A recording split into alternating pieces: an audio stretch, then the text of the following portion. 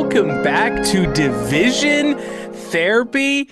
Brett, you you are looking miserable right now, and I honestly cannot blame you. Welcome to episode 6, episode 5, Episode 6, yeah. episode As you can 6. see, I am in my house of horrors right now.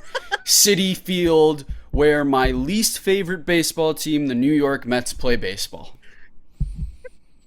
Well, obviously, I don't want to completely laugh at your expense because I don't want our friendship to end before we can to at least get to podcast episode 10 or something like that. But, I at this point, I feel bad for you. We're going to get into it, but welcome to Division Therapy, and, let's go get started. And, hey, let's start with the Mets. It's tradition so far, and just let it out. Let's just. This is Division Therapy. We are in baseball therapy right now, so let it out, Brett. Yeah, I'm just gonna let it rip. Dude, I said it was bad last time getting swept by the A's, and I knew we were gonna get swept by the Dodgers, but this feels really, really bad. 8-game losing streak, and they scored 0 runs the first game, 1 run the second game, and 2 runs the third game. For those counting at home, that is 3 total runs. Not good enough, bro. Not gonna get it done against the best team in baseball, man. So frustrating. I mean, the first game they get shut out by Justin Robleski. I'm a big baseball fan. I know Justin Robleski, but dude, you'd be hard pressed to find somebody on the street that knows who Justin Robleski is. And I will say, devil's advocate here, Justin Robleski did have a really great second half last year. He was called up by the Dodgers in the second half of last year and did have a pretty good year. So I did know about him. Also, one of the only reasons I know about him is he got like a monthly card in MLB The Show. But yes, I understand. Yes, for the majority, I'm sure that if you were to ask someone to list the Dodgers rotation, they'd get Yamamoto, they'd get Sasaki, they'd get Ohtani, they'd get all those guys. But thank you, Liam, for making me feel better. Not. Yeah, he had a perfect game through 4 innings. The Mets didn't get their first base runner until the 5th inning. And then at that point, it was too late. David Peterson had David Peterson all over himself, as he usually does. But hey, we got to see Joey Gerber and Craig Kimbrell. Welcome to the Mets. I mean, it was just, it was brutal. And not only that, but these games are at 10 p.m. So I am ruining my sleep schedule for the week to watch really crappy baseball from the Mets. Yeah. I'm giving to them, and they are not giving to me. So they are not giving. Anyways, we'll trudge right along to game 2. This one, I gotta say, this game was awesome. I know we lost, but I love a pitcher's duel, and that's exactly what we got. Nolan McLean versus Yoshinobu Yamamoto. It was so sick. It felt like a playoff game. Like, the margin for error was just so thin. It was really awesome to watch. Of course, we lost. But, do you think that McLean can get to the same status of kind of Mets lore or Mets kind of Hall of Fame-esque as Jacob deGrom has he's kind of that figurehead? Yeah, he's the new DeGrom, dude. I mean, no run support. He could win a Cy Young with 9 wins, he is that good. And the offense is not there for him again. It was nice seeing Lindor hit a home run. First RBI of the year. Let's clap it up for Francisco, because up until that point, me and him had the same amount of RBIs. Him and Frank the Tank. And I don't get paid $341 million to do that. So, good for Francisco. You think that maybe they're starting to break out, lead off home run, first inning off Yamamoto. Nope. 4 total hits, 2 of them from Lindor. It was just... You know what pissed me off about Lindor, that Lindor home run? I watched the highlight of it, and you would have thought that this was Lindor's 5th home run and 15th RBI, the way he rounded the bases, just, get a high five and, just business as usual. Man, as a fan, I want to see you, exhale. I want you to... flip it, you know what I mean? Listen, I love to bash Lindor, but Lindor had the same reaction in game 161 against the Braves in 2024. That's true. Guys, the guy had the same react. Like Yeah. he is so cool. You know, you like that little dig, Liam? Yeah. Hey, listen, we're not even. Hey, listen. I'm not the team that's on. I'm just trying to. I know. I'm just trying to make myself feel a little bit better. Yeah, but then game 3 versus Ohtani. Interesting. They didn't even play Ohtani as DH. They took it easy on the Mets. That's dude. like ultimate disrespect. They That's took ultimate it. disrespect. He hasn't done that since 2021. They took it easy on the Mets. Did they and say why? he got hit with a pitch in the first game by David Peterson on his shoulder. Oh, okay. People are thinking it's maybe that. Don't really know, but yeah, he was excellent, of course. And of course, the Mets were not. 2 for 10 runners in scoring position, 5 hits total, and you know, every analyst that we listen to, and even myself, even like the most optimistic Mets fan, would realize that this team would take some time to gel. You know, Yeah. this you changed a lot of parts. David Stearns, a lot of core players left the building. This was going to take some time, and I knew that. But 8-game losing streak, the only bright spot from this one game was MJ Melendez. At one point, through the 5th or 6th inning, he had the only hits for the Mets. Yeah. He was 2 for 2, and the rest of the team was 0 for 18. So, just... And Bench had a double in the 6th inning. Maybe could have been a home run in other parks. Who knows? But it's looking really bad, and it doesn't look like it's gonna get much better. You know? Brett, I'm gonna make a comment. Go for it. I don't think the Mets are gonna make the playoffs. Oh my god. I don't think the Mets are gonna my make God. the playoffs. And All right. Easy to say that now. You weren't saying that the first episode.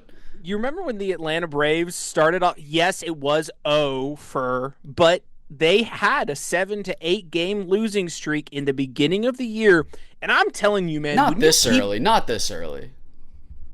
Yeah, it was. What do you mean? It was the beginning of the season last year. It was the beginning of the season last year. They lost 7 to 8 games in a row, and when you keep seeing those L's pop up on the on the schedule, man, I'm like, that is really, really difficult. And listen, there's going to be people that say it's only April. Listen, I don't care if it's April. I don't care if it's September. You got to at least win one of like the series. Like if you're getting swept back to back, and that first series, you're expecting to win that series. And that second series, you're expecting to get swept, and you can't even get one game there. That is really, really difficult to consistently come back. I don't think anyone's disagreeing with you. Mets Twitter is in shambles right now, dude. I know, but I don't know if they're going to bounce. I don't know if they're fully going to bounce back from this, because this means realistically, look at it this way, right? When you're looking at baseball series, if it's 3 games or it's 4 games, you know what I mean? When you kind of get behind the 8 ball here, you got to at least continuously win series to get back on the horse. You know what I mean? And that's what the Braves weren't able to do. They were getting wins here and there, but they weren't consistently winning series, which just, we all know how this works. You know what I mean? So I just have, that is my concern right now. 100% there's a possibility that I get proven wrong. I hope you do. I really hope you do. But this is brutal right now, man. Yeah, I'm sorry. It is. And, you know, they're facing the Cubs next. We'll get into it. But I will say, they traded Dickie Lovelady today to the Nationals. Oh, congratulations, everyone. Give some claps for Brett. Traded. They listen. Hold on. Traded for cash. Now, my question to you and to anyone listening, how much money do you think Dickie Lovelady went for to the Nationals? What, like 400 grand? I was thinking maybe like $10. Throw in like a pub sub from Publix or something, you know. Well, I don't know. How much was it? I don't think we'll know, but I can't imagine. Like, usually those things are about 300, 400 grand. Yeah, something like that. It's pretty expensive. But yes, you know, how much is a hot dog at Citi Field? Yeah, exactly. It's like, you know, beer and a hot dog. See you, Richard. All right. Yeah.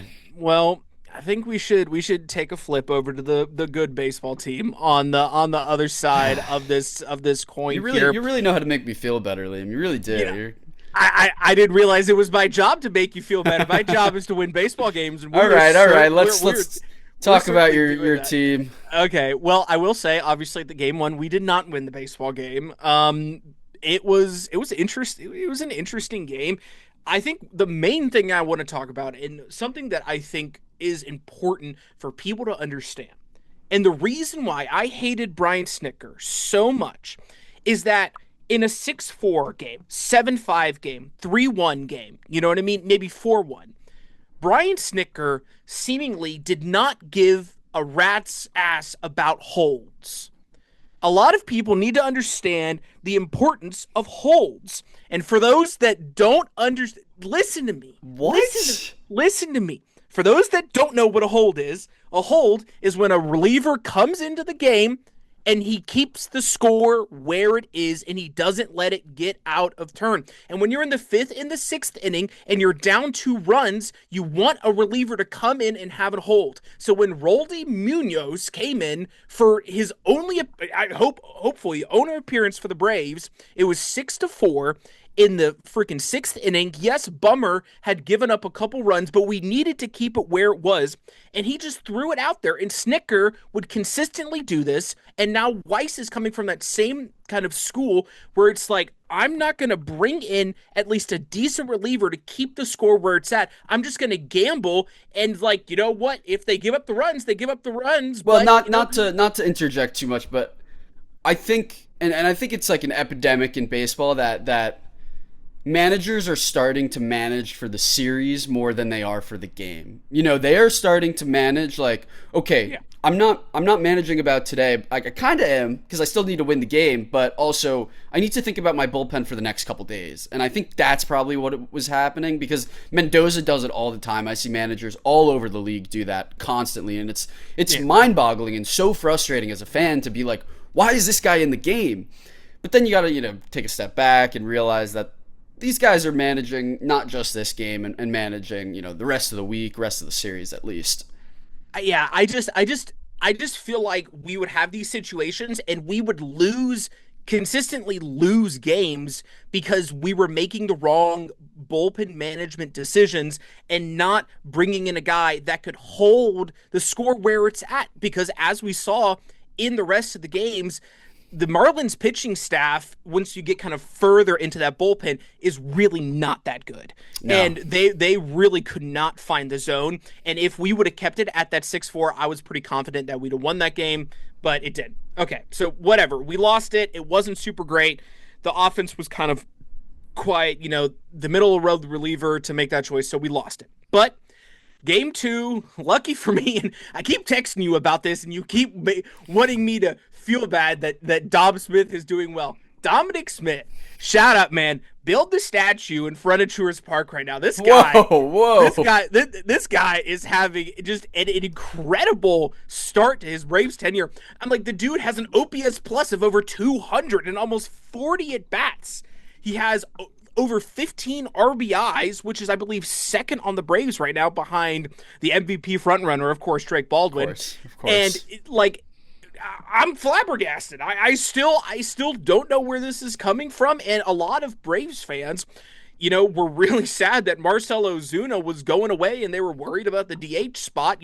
What was the DH spot going to look like? And so far to start the year, it's going really well. And I will say that pitch for that bases clearing double, that slider was literally right down the middle. Down the middle. So you and me could have hit that one. So I am expecting him. But then again, we also got to talk about the fact that Pete Fairbanks, when he came in, I was like, man, this game's kind of over. Like, I was expecting it kind of to be a 1-2-3 inning for Fairbanks, who has not had a great start to the year, but then again, still has, a great pitch mix and obviously had a lot of success in Tampa before them not picking it up, and he hopped ship and went to the other side of Florida, you know what I mean? But it's just some bad pitching and just a slider right down the middle. But then again, guys need to take advantage of that. And honestly, Austin Riley would have probably popped it up. So listen, pitchers got to make pitches and hitters got to hit the ball when it's given to them. So that was a lot of fun. And then we just got to talk about the back end of this bullpen, man.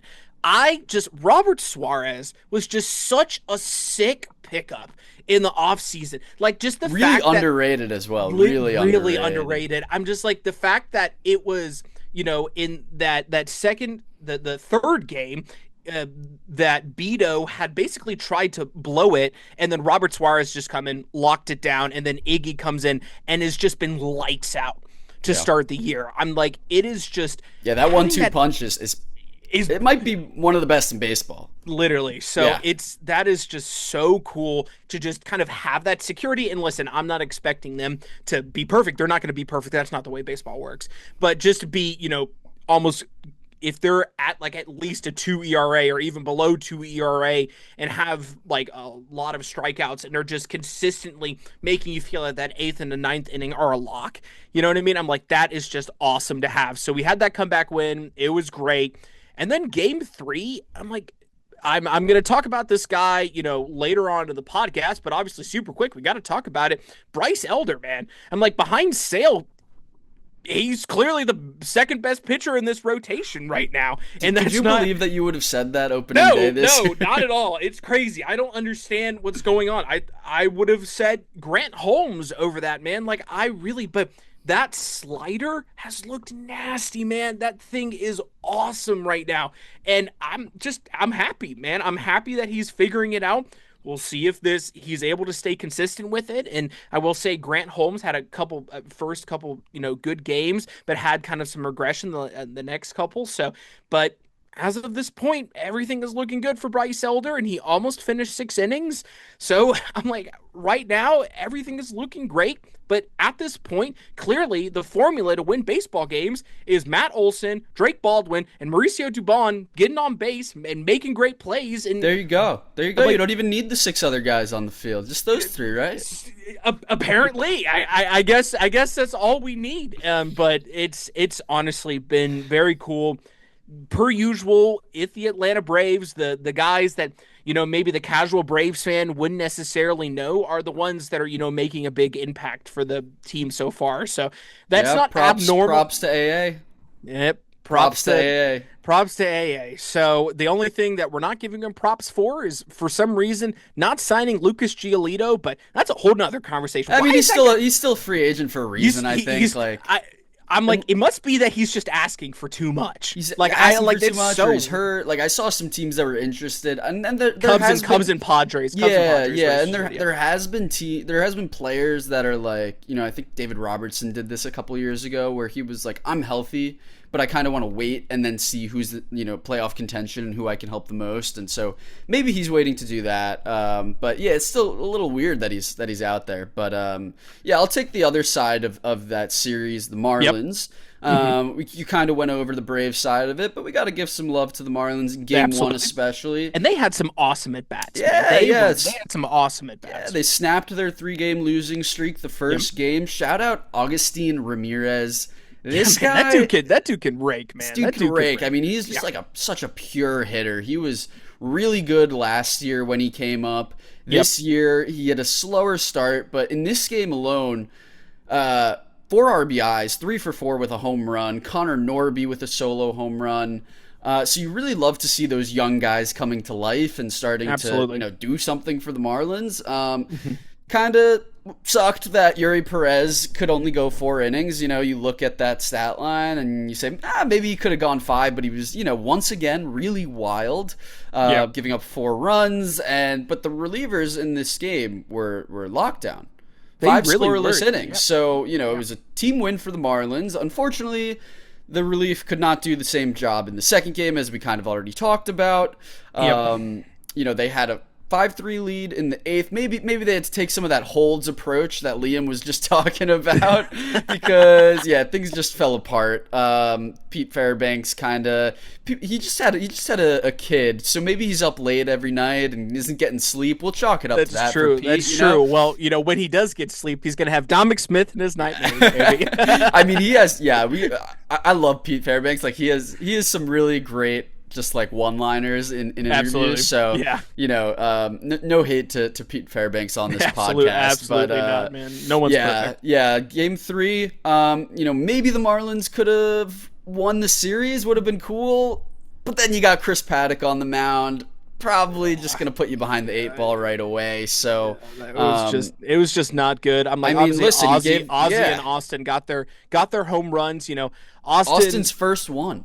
Austin's first one. I will say, if you go on MLB.com and you're looking middle, that thing was middle. Yeah. I'm like, it was just, just I think it was Nardi. I think it was Nardi that Yeah. gave up and I'm like, that thing was middle, man. So it's just that's a whole nother conversation, Austin, Right. but that was expected. But yeah, honestly, that swing from Ozzy as well, great kind of Hey, inside cutter. whoa! This is the Marlins. This I'm is the sorry, Marlins. sorry. I'm Pump the brakes. You had your time there, buddy. But yeah, the sorry. Marlins bats. We'll wrap it up here. With the Marlins, they have the Brewers coming up next. Yep. I don't love that for them. I do The not love Brewers that for them either. Are obviously a better team. And they got swept by the Nats too, so they're gonna be coming in that game looking to get some wins. Yeah. And I foresee the Marlins kind of being a punching bag for them there. So Definitely. And then we look at through the standings a little bit more. The Phillies playing the Cubs.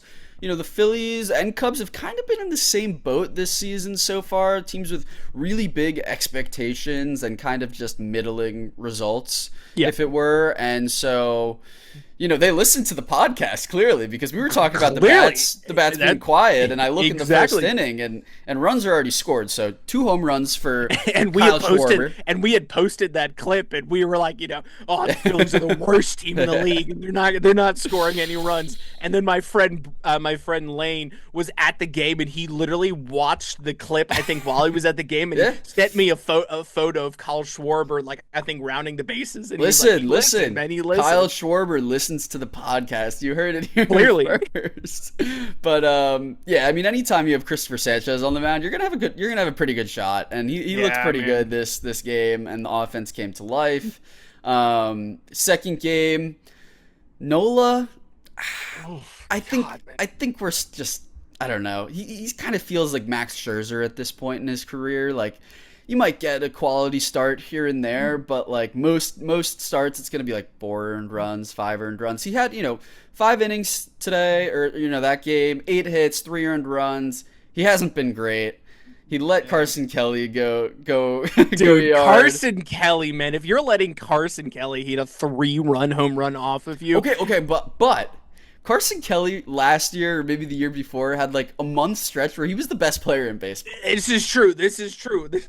But he also had some absolutely terrible stretches where he was just one of those guys that was behind there, catching every day, not really producing. But yeah, I'm like, it just really was not great. And then I'm like, you look at the kind of the end of that second game, you know what I mean? I think it was 7-3 or 7-4, and it was the bottom of the 8th, and there was 2 guys on for Harper, strikeout, and then I think there was a walk, and then Bohm had the bases loaded, and he struck out as well. You know what I mean? I'm like, Bohm's got some problems at home as well.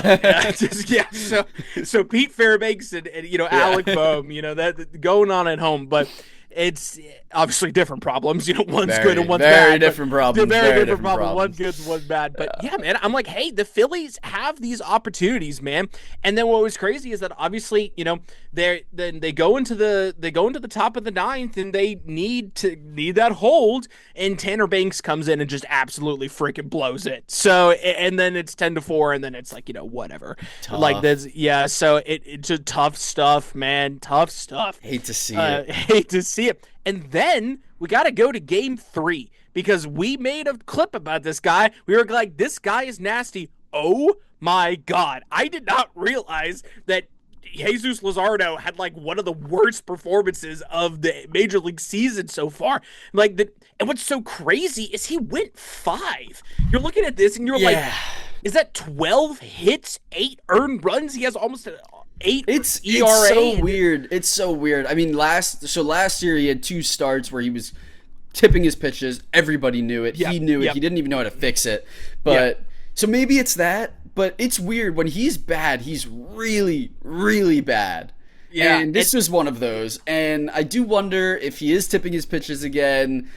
I'm a huge Jesus Luzardo guy, so, I'm going to keep the faith. His underlying numbers are still really good. Like, he has an xERA of, like, 3.7, even though his ERA is through the roof right now. So, maybe some bad luck, some bad defense, who knows. But I think he'll right the ship. Obviously, horrific start from Jesus Luzardo. Just one that you hope that doesn't go into the baseball records there, but And then obviously, Harper gets his home run, and in his stats, he can say, "I got a home run, guys. I helped out," and he's gonna be in the locker room, sitting pouting, be like, "Well, I did what I was supposed to do," but like in reality, I'm like, the He'll make dude it. is He'll make a TikTok about it. Oh, I'm sure he will. While he's making his cup of Joe, and I'm Yeah. like, Yeah, it in here reminds you're me. like, Yeah, yeah, right. it reminds me of Pete Alonso. It seems like, I know Mets fans are gonna kill me, but it reminds me of Pete Alonso. Pete Alonso would always hit the meaningless home run, up 7-1 or down Yeah. 8-3. Like, and the stats look good at the end of the year, but those home runs are not meaningful at all. So it was reminiscent of some Pete Alonso.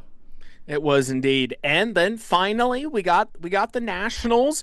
Um, that first game, it was interesting because like I had the game day on. I'm like, okay, Skeens. I'm expecting just absolute lights out for him, and CJ Abrams, the guy that we're going to talk about a little bit, not just a little bit. I'm like the star guy this week or this series for This the season, Nationals this season, this he's been season so amazing. far, He's been along amazing. along with Wood, had that home run against Skeens. And I'm like, oh, are we going to see some fun stuff? Like we said, opening day for the Mets, are we going to see some fun stuff? Unfortunately, that was it.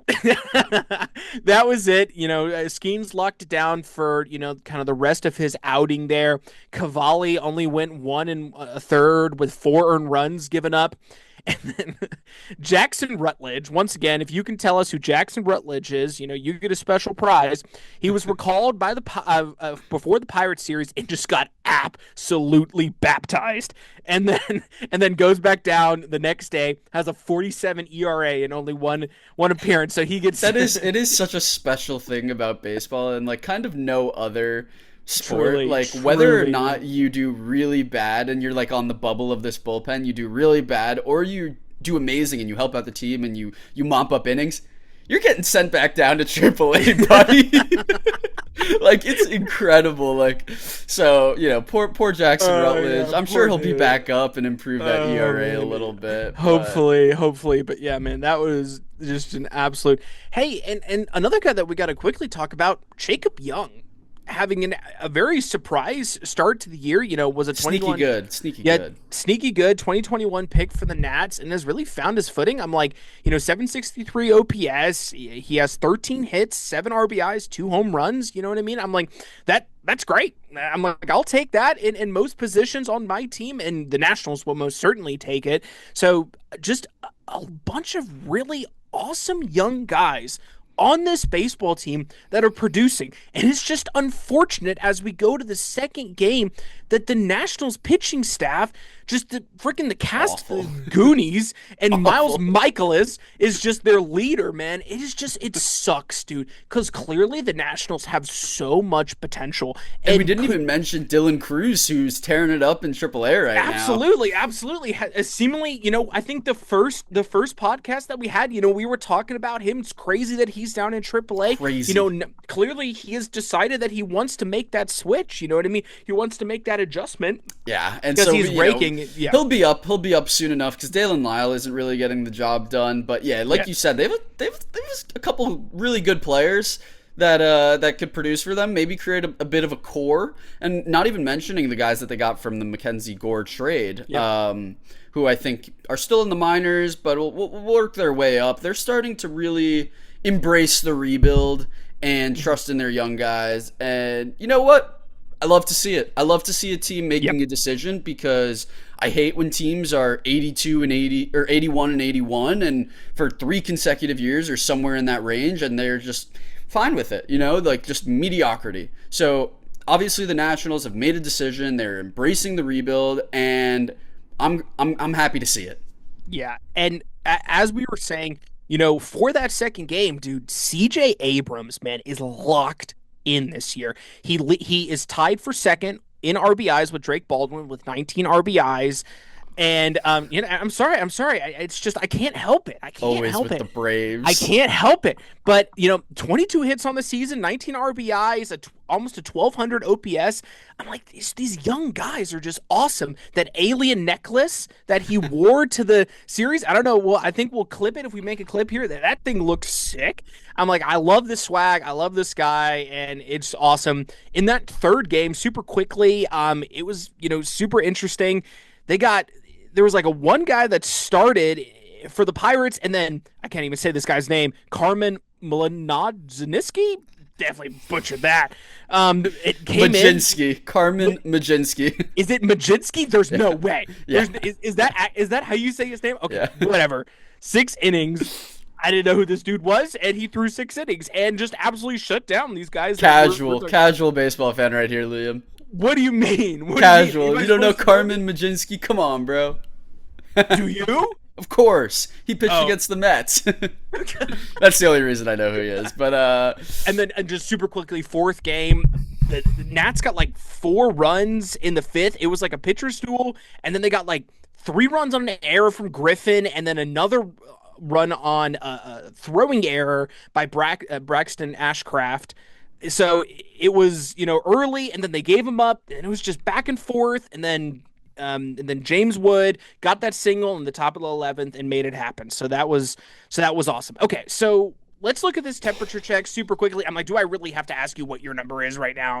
I mean, you can ask me as a courtesy, but it's a 10. It has to be a 10. Like, they score no runs. They do nothing. They do nothing. And it's mind-boggling, dude, because the only good thing about it is that it is quick.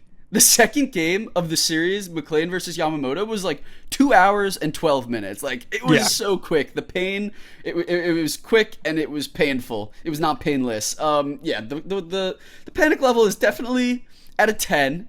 I don't know when it will go back down from a 10, honestly. Are they going to win against the Cubs? I maybe one win, like on Sunday against Assad. We'll get into it a little bit more, but like, Yep. they're facing Edward Cabrera tomorrow. It's like I don't have any faith that they'll be able to do that and succeed. Like, it's bad. I don't even know what the solution is. There was some thread on Twitter where this guy traded Lindor in this mock whatever and fired Stearns and fired Mendoza. Like, I don't even know what the answer is. They just need some guys that look like they care. Like, like you give a crap that you are playing baseball right now. Like, this is your job. This is your job. You get paid millions and millions and millions of dollars to go and play a kid's game. Go do it. I know it's hard. I know that if you're amazing at baseball, you succeed only 3/10 of the time. But dude, like, the effort level is horrific. It's just really horrific. Like, ground ball after ground ball after ground ball. Beatty does not have a walk this year. Beatty's OBP is lower than his average. Do you know how hard that is? You know how hard that is to do? It's insane. It's actually insane. That's so funny. It's almost like you'd think it's like a typo or something. It's not. It's so hard to do that. So it's just it's bad. It's all bad. I don't know. Just truly breaking records and stats in all the worst ways. Like, I just don't know. So yeah, you asked. There you have it, Liam. Yeah, realistically, like, there's really no panic right now. The only real panic that I have is, and I said it in the last podcast, I don't like going to Philly. I'm like, since 2021, we have a 20-27 record at Citizens Bank Park. I think if you would ask any Braves player the least favorite place that they have to go play, it would be Citizens. You know what I mean? So I don't know. We'll see. I'm like, this is the real first really big test for us to go. Like, even though the Phillies have been struggling, realistically, we know that they lock in when they play us. So yeah, absolutely. I'm like, I think that is going to be, kind of the main point that we're looking at, and we'll see. But hopefully, we can win the series. Okay, so let's take a look at kind of what we're looking at moving forward. You said the Cubs. You said that you might only think against Assad. Dude, it's anyone's guess. It really is anyone's guess. It depends how the wind is blowing, which is like a crazy thing to say. But if the wind's blowing out, like, maybe some of these fly balls get out. But Tomorrow, Friday, you got Kodai Senga versus Cabrera. Cabrera has a 1.62 ERA. Yeah, man, he's had a great start. Yeah. And Senga has an ERA that's higher than 7. So, Yeah, geez, don't man. feel great Okay. there. And then Yep. Saturday, you got your ace, Freddie Peralta, who we haven't even talked about really throughout the pod, but At he all. has been so disappointing. Yeah. I thought a lot of his ability not to get through the 6th inning was on Pat Murphy last Yep. year, but it's not. Like, this guy just throws so many pitches, and you look up and it's like, oh wow, it's the 4th inning and he has 85 pitches. Like, Yeah. man, hope he gets through 5. And so, yeah, he's got to figure out an out pitch. Whether or not that'll be against the Cubs, who knows? Whether or not he'll figure it out is anyone's guess. Going against Tyon, obviously you like that matchup on paper, Freddie Yeah. Peralta versus Tyon, but and then Sunday you have the Mets' worst pitcher on in the rotation, David Peterson, 6 ERA, 0-3 against Javier Assad, who is probably also the Cubs' worst player in the rotation. So, there's a chance there, but a very, very small chance. If it were me, I would send Peterson to the bullpen and bring up Christian Scott. Okay. So here's what I'm saying with this series. And you heard my take earlier. It is integral to the Mets' success going forward this year that they win this series. And I'm telling you right now, getting out of this 8-game losing streak and kind of getting this some sort of momentum. It is really important that the Mets go out and honestly, this would be an upset for them right now, how things are going, to win this series against the Cubs and honestly turn this season around right now, because so far it is just the sky's falling, everything is going bad, and they need something positive right now. And I'm hoping for your sake, the wind is blowing out. We have some competitive at bats. David Peterson For my sanity, dude, not my sake, my sanity. This David team, Peterson, I can't, your rotation, get the head out of their butts. dude. I can't believe that this is a sport that for like 6 months I was like, man, I can't wait for this sport. Can't wait. It just takes my heart every single year. It is so painful. The only good news in Metsland right now is that it looks like Juan Soto is going to be back like next week, maybe in a week and a half. Yeah. That is the only good news in Metsland right now. Yeah. Okay. So we're looking at the first game of this Phillies series. The pitching matchup is terrible. We got Martin Perez, who was DFA'd, and I guess now he's back, but he's probably going to be gone once Strider's back. So I guess he gets one more start with the Braves. I don't really understand why we can't just bring Didier Fuentes up for this. Like, why did we DFA him if we were just going to bring him right back? I'm kind of confused about that, but whatever. And then we're facing Taijuan Walker. Realistically, I think that this is our best opportunity to win a game in this series, because Taijuan Walker has just looked terrible, just awful to start the year. So I really think that this is our best opportunity. And then Saturday, man, primetime matchup. Chris Sale, Christopher Sanchez. I'll be tuning in. I'll be tuning in. Yeah, absolutely. Cy Young winner versus Cy Young front runner. I don't think Chris Sale is a Cy Young kind of consideration right now. He's going to be awesome for us, but realistically speaking, I honestly am starting to see a little bit of potential control issues, especially with that series in Los Angeles. But this is a primetime matchup. I mean, the guy's 37. Yeah. Yes. Regression might be the wrong word there. It's just, the expectation of father time, I suppose. And then Christopher Sanchez has obviously just been awesome. So this is a primetime matchup. I'm really excited for Saturday. And I'm going to be watching the Hawks as well. So I'm going to have the Hawks and Knicks on one game, and I'm going to have the Braves and the Phillies on another. And then finally, we have Grant Holmes versus Painter. Painter has been a real bright spot for the Phillies. And then you have Grant Holmes, who has kind of struggled. So it's going to be interesting. So right now, honestly, my prediction is 1-2 in the series, and I would be happy to have a 2-1 versus the Phillies. Nothing says Sunday night baseball like Grant Holmes versus Andrew Painter, baby. All right, guys, that's it for us. Thank you again for joining. We will see you guys later, and peace. Peace.